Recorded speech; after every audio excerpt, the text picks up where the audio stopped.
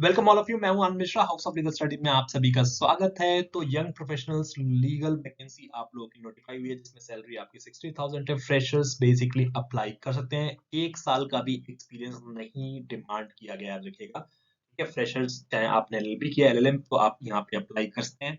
Income tax appellate tribunal में आपको यहाँ पे वैकेंसी नोटिफाई होती हुई दिख रही है। डिटेल में डिस्कस करेंगे क्या है वैकेंसी। ठीक है, तो आप लोग नोटिफिकेशन चलते हैं। तो देखिए 30 तारीख की एडवर्टीजमेंट है, 30 दिसंबर की, जहां पे आपको देखने को मिलेगा इनकम टैक्स अपीलेट ट्रिब्यूनल में आपको यंग प्रोफेशनल्स स्कीम के थ्रू आपकी यंग प्रोफेशनल्स की पोस्ट नोटिफाई हुई है, जिसमें आपको एंगेजमेंट देख सकते हैं, ग्रेजुएशन इन लॉ आपको यहाँ पे देखने को मिलेगा। ठीक है, तो ध्यान से देखते हैं क्या है वैकेंसी। यंग प्रोफेशनल्स की आपको वैकेंसी नोटिफाई हुई है। नंबर ऑफ पोजीशंस की बात करें कितनी सीट्स हैं, तो 3 सीट्स आपको यहाँ पे देखने को मिल जाएंगी। ठीक है, एज लिमिट की बात करते हैं हम लोग। तो एज लिमिट में मैक्सिमम एज आपकी 35 ईयर्स है, याद रखिएगा। आप किसी भी कैटेगरी से बिलोंग करते हैं, कोई भी आपको यहाँ पे एग्जेम्पशन नहीं मिल रहा है, याद रखिएगा। 35 ईयर्स सबके लिए है। तो 35 साल मैक्सिमम एज है, मिनिमम एज का कोई क्राइटेरिया यहाँ पे नहीं है। पीरियड ऑफ कॉन्ट्रैक्ट 1 साल आपको यहाँ पे देखने को मिलेगा, जिसको एक्सटेंड किया जा सकता है 1 साल और आपका, अगर आपकी परफॉर्मेंस अच्छी हुई तो। ठीक है, लोकेशन क्लियर है, बैंगलोर में ही होने वाली, याद रखिएगा। ठीक है, बेंगलुरु में आपको यहाँ पे लोकेशन पोस्टिंग यहाँ पे देखने को मिलेगी। जो रिम्यूनरेशन पर मंथ की बात करें तो वो 60,000 लमसम आपको अमाउंट यहाँ पे रिम्यूनरेशन पे किया जाएगा, याद रखिएगा, पर मंथ। उसके अलावा कोई और अदर आपको स्टाइपेंड नहीं मिलने वाला, याद रखिएगा। ठीक है, अब बात करते हैं सबसे इंपॉर्टेंट एस्पेक्ट की, जिसके लिए हम लोग देखते हैं कि क्या हम एलिजिबल हैं इस पोस्ट के लिए। तो देख सकते हैं इसेंशियल क्वालिफिकेशन की बात करें तो देख लीजिए, Indian national holding, graduate, post graduate degree या लॉ की बात करें। ठीक है, लॉ में आपके किसी भी रिकॉग्नाइज्ड यूनिवर्सिटी, कॉलेज या इंस्टीट्यूशन से है। ठीक है, और बेसिकली आप सीए हैं, उनके लिए भी यहाँ पे आपको देखने को मिलेगा। तो या तो एलएलबी डिग्री हो आपके पास या आपने सीए किया हुआ है, तो दोनों के लिए में आप यहाँ पे एलिजिबल हैं। और ऐसे ही हम देख सकते हैं, जो मार्क्स की बात की जाए तो एटलीस्ट आपके 50% मार्क्स एलएलबी आपने किया है तो, या 5 ईयर इंटीग्रेटेड एलएलबी किया है तो आपका आना चाहिए, या आपने एलएलएम किया है तो उस केस में पोस्ट ग्रेजुएशन डिग्री में आपको आना चाहिए, होना चाहिए। और साथ में अगर आपके पास, ऑब्वियस बात है, जो कैंडिडेट्स सीए के हैं तो उन्होंने बी कॉम एम कॉम किया होगा, तो उसमें 50% तो मार्क्स होने चाहिए, कंपलसरी है। और या तो क्वालिफाइड ये हो। ठीक है, तो कोई भी कंडीशन आपकी फुलफिल हो रही है तो यहाँ पे आप एलिजिबल है, याद रखिएगा। ठीक है, चलिए, प्रेफरेंस दी जा सकती है, जिसके पास देख सकते हैं। देखो, प्रेफरेंस किसको दिया जाएगा? Chartered accountant who has completed their articleships in taxation. ठीक है, एंड लॉ ग्रेजुएट को कहाँ मिलने वाला? लॉ ग्रेजुएट जो है, पोस्ट ग्रेजुएट जो है कैंडिडेट्स, उन्होंने रिसर्च किया हुआ ना, अगर आप प्रोजेक्ट्स की बात करें टैक्सेशन में, तो उनको वहाँ पे प्रेफरेंस मिलेगा, क्योंकि अगर आपको काम आता है टैक्सेशन के रिगार्डिंग तो वहाँ पे हेल्प करेगा, याद रखिएगा। ठीक है, क्योंकि इनकम टैक्स के रिगार्डिंग आपको चीज मैटर्स देखने को मिलेंगे। साथ में कैंडिडेट्स के अगर आपके पास स्किल्स हैं, ठीक है, इसकी information and communication technology ICT की बात करते हैं, जिसके पास आपके पास मान लीजिए ट्रिपल सी सर्टिफिकेट हो या सी प्लस प्लस का सर्टिफिकेट हो, तो भी आपके लिए अच्छा है।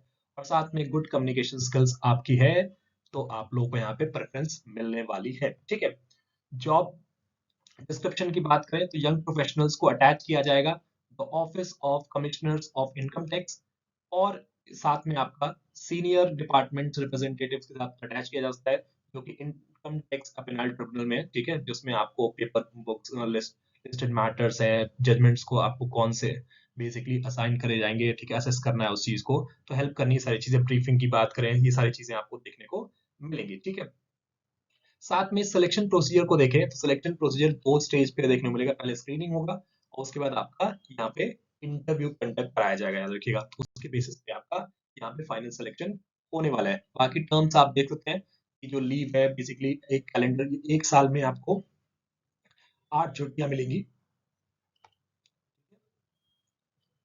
नेक्स्ट आती है एप्लीकेशन फॉर्म की। तो एप्लीकेशन फॉर्म का फॉर्मेट आपको जो एप्लीकेशन फॉर्म जो फॉर्म है, उसका फॉर्मेट बेसिकली आपका एडवर्टाइजमेंट में क्लियरली दिया गया है। उसको आपको प्रिंट करना है, उसको फिल करना है, और आप लोगों को देख सकते हैं ड्यूली फॉर्म जो आपका जो कॉपी होगी उसको स्कैन करना है।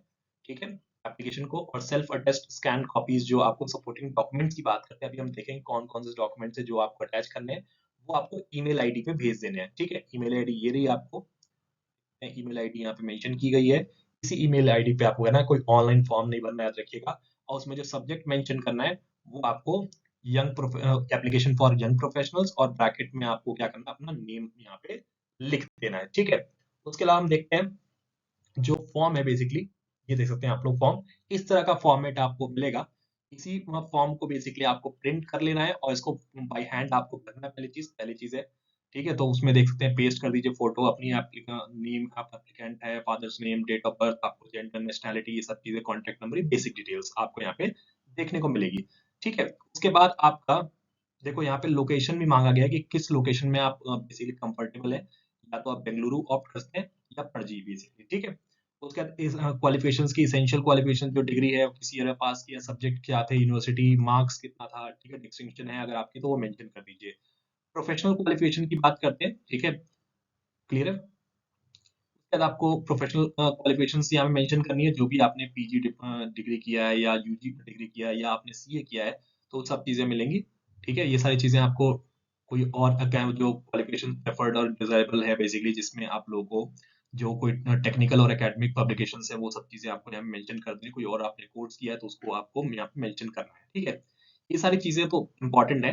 इसके साथ एक चीज देखिए, ब्रीफ नोट बेसिकली बहुत इंपॉर्टेंट है कि 750 वर्ड्स में, क्योंकि इसी के बेसिस पे आपकी स्क्रीनिंग होने वाली है। देखिए, अगर आप इसेंशियल क्वालिफिकेशन कंप्लीट कर लेते हैं, ठीक है, सब चीज आपकी फुलफिल है, तो इस बेसिस पे कि आप बेसिकली अपनी सुटेबिलिटी को शो करना है आपको कि क्या क्या क्वालिटी, मतलब बेसिकली स्किल्स हैं आपके पास, तो उसको कैसे 750 वर्ड्स में आपको डिस्क्राइब करना है। ठीक है, कैसे बेसिकली आप वहां पे सुटेबल है engagement as a young professional. ठीक है, तो 750 वर्ड्स में आपको कैसे लिखना है वो आगे आप मेंशन किया गया है। ठीक है, लेकिन ये बहुत इंपॉर्टेंट है, 750 वर्ड्स का आपको यहाँ पे मेंशन करना है। ठीक है, साथ में डिक्लेरेशन असाइन कर दीजिएगा। अब देखिए, जो आपको डॉक्यूमेंट साथ में स्कैन बेसिकली अटैच करने हैं एप्लीकेशन फॉर्म के साथ, वो क्या है देखिए, यहाँ पे मेंशन की है, 7 चीजें मेंशन की गई हैं।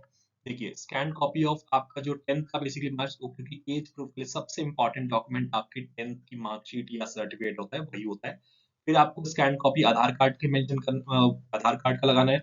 उसके बाद स्कैन कॉपी आप देख सकते हैं सर्टिफिकेट और मार्कशीट जो है। ठीक है, दोनों याद रखिएगा, देखो सर्टिफिकेट एंड मार्कशीट लिखा है और नहीं लिखा, इसका मतलब दोनों के दोनों जो सर्टिफिकेट्स होते हैं वो भी, और डिग्रीज बेसिकली, और आपके मार्कशीट, जो भी एकेडमिक्स क्वालिफिकेशन है उसकी बात करें, जो प्रोफेशनल क्वालिफिकेशन है उसको भी, और जो प्रेफर्ड क्वालिफिकेशन अगर है आपके पास तो वो आपको साथ में करनी है अटैच।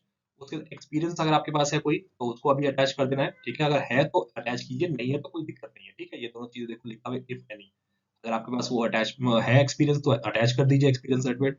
साथ में देखो all the scan copies to be self attach. ठीक है, सारी जितनी भी स्कैन कॉपीज हैं वो आपकी स्कैन होनी चाहिए, मतलब बेसिकली सेल्फ अटैच होनी चाहिए। अब इंस्ट्रक्शंस यहाँ पे क्लियर किया गया है यहाँ पे। ठीक है, देखो, डाउनलोड द एप्लीकेशन फॉर्म कर लेना है।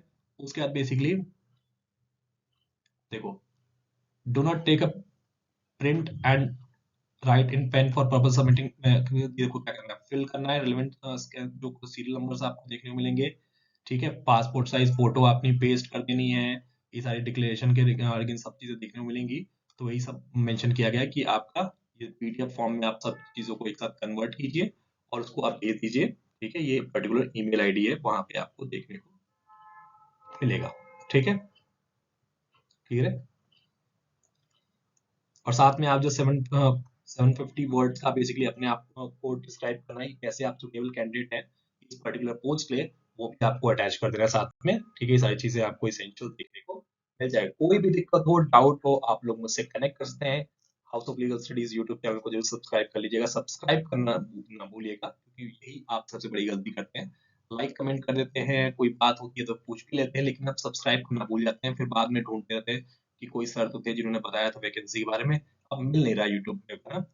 ताकि आपको नेक्स्ट कोई भी वैकेंसी, कोई लीगल अपडेट, है ना, जुडिशरी के रिगार्डिंग, एपीओ के रिगार्डिंग, या कोई भी आपको लीगल अपडेट यहाँ पे मिल जाएगी। साथ में आप इंस्टाग्राम पे मुझे कनेक्ट कर सकते हैं, व्हाट्सएप के थ्रू कांटेक्ट कर सकते हैं, या बेसिकली आप टेलीग्राम ग्रुप को भी यहाँ पे ज्वाइन कर सकते हैं। Thank you so much.